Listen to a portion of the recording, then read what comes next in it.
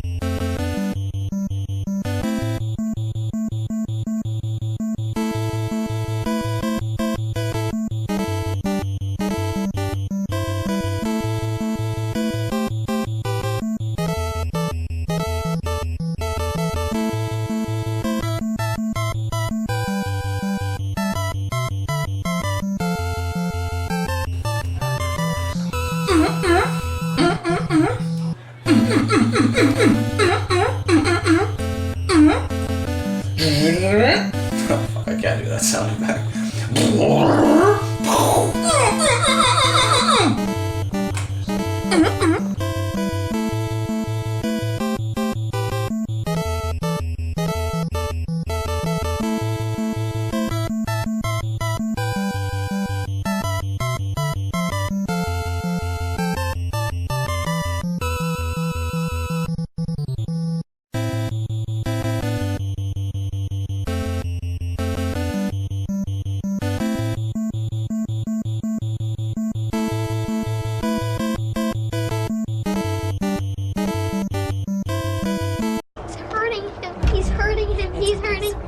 Well, there you have it. And you can see by the footwork of this guy, let alone a Mayweather, that he'd have this lucky charm baffled to the level of a frightened little ragamuffin. But what about the punching power of Conor?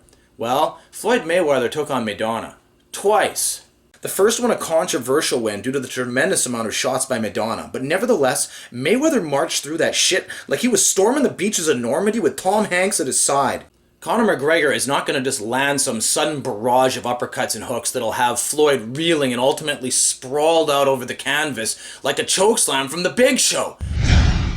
But as much as Conor McGregor is used to using the 4-ounce gloves, I mean, how many of these kind of guys can put punches together on a consistent basis to the level of not just a pro boxer, but a Floyd Mayweather?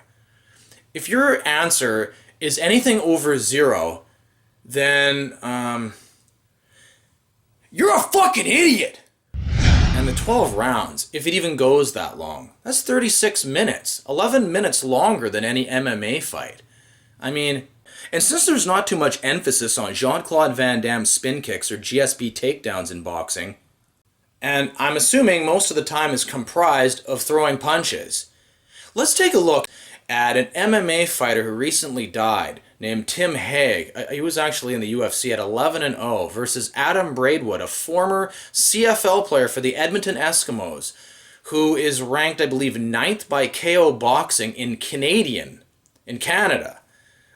He's won in Western Canada, but I mean, number one is this guy, Carmen, what is it, Michael Carmen? Dylan Carmen. Actually, I think he's second overall. But either way, he's basically the top boxer, arguably, that Canada has in heavyweight boxing. And most people in the world have never heard of him, let alone even Canada. And his most notable win was against a 50-some-odd-year-old Donovan Razor Ruddock. Remember him? Mike Tyson, Lennox Lewis? Who basically had just stepped out of a retirement home, and thanks to Dylan Carmen's bullying, is now probably been stuffed into some random catatonic ward. Now let's get to the fight against Tim Hague and Adam Braidwood. Adam Braidwood is about 8-1 in heavyweight boxing against basically no names. He's a big, tough-looking guy, but he's faced nobodies, and this is what he did to an 11-0 UFC fighter. It's savage.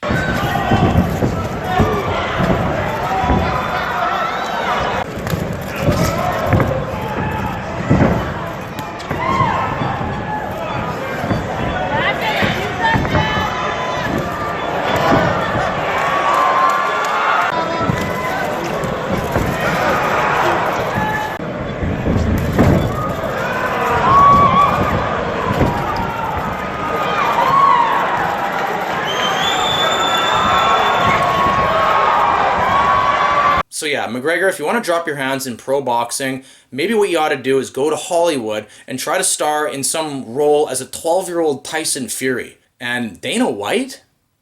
What the hell are you smoking? Saying McGregor's gonna win this? In any way, shape, fashion, or form?